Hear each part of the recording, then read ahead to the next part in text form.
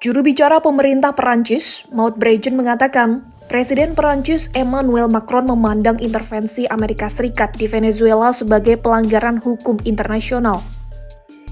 Komentarnya ini mengklarifikasi reaksi publik awal Macron bahwa rakyat Venezuela hanya bisa bersukacita atas penggulingan Presiden Venezuela Nicolas Maduro.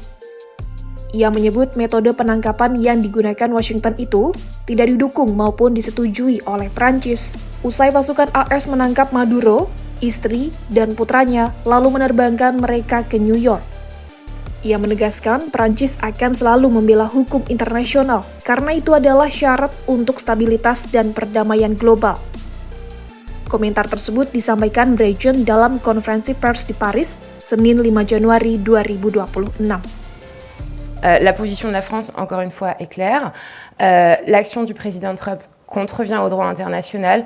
Nous avons et nous défendrons toujours le droit international parce que c'est la condition pour la stabilité et la paix mondiale. Pour autant,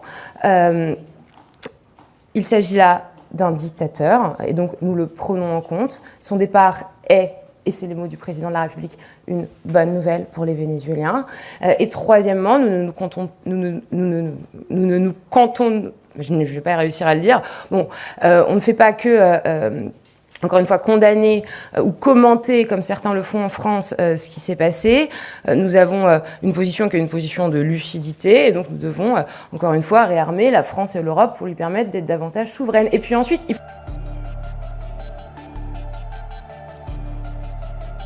Brejen menambahkan, Macron menyebut jika akan ada transisi di Venezuela, maka pemenang tahun 2024 lah yang harus memainkan peran sentral di dalamnya. Hal itu merujuk pada kandidat Presiden Venezuela, Edmundo González Urrutia, yang secara luas dianggap sebagai pemenang sah dalam pemilihan Presiden 2024. Premièrement, nous défendons le droit international et la liberté des peuples. La méthode utilisée n'est ni soutenue ni approuvée.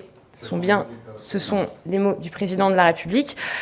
Deuxièmement, le président Maduro est un dictateur et son départ est une bonne nouvelle pour les Vénézuéliens. Il a confisqué la liberté de son peuple et volé les élections de 2024. Ce sont également les mots du président de la République.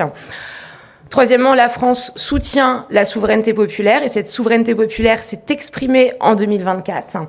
Si transition il devait y avoir, alors le vainqueur de 2024 devrait jouer un rôle central. Là encore, ce sont ces mots. Namun, saat ini, Wakil Presiden Venezuela Delcy Rodriguez telah mengambil alih pemerintahan sebagai pemimpin sementara dan menyebut dirinya ingin membahas kerjasama dengan Washington. Militer Venezuela pun turut mengakui otoritasnya.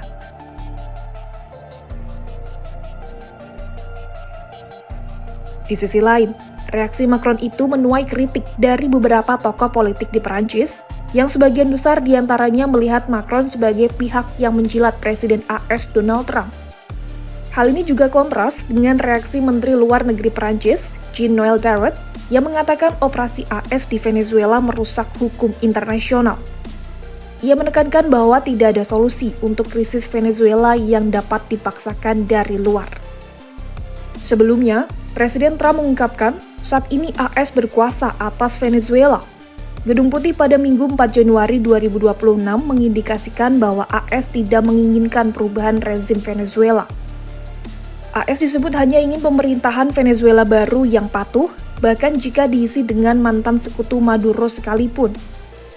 AS sendiri telah menangkap Maduro dan menahannya di New York pada Sabtu 3 Januari 2026 malam waktu setempat. Maduro dan istrinya akan dihadapkan ke pengadilan pada tanggal yang belum ditentukan. Mereka didakwa dengan narkoterorisme, mengimpor bertonton kokain ke AS, dan kepemilikan senjata ilegal.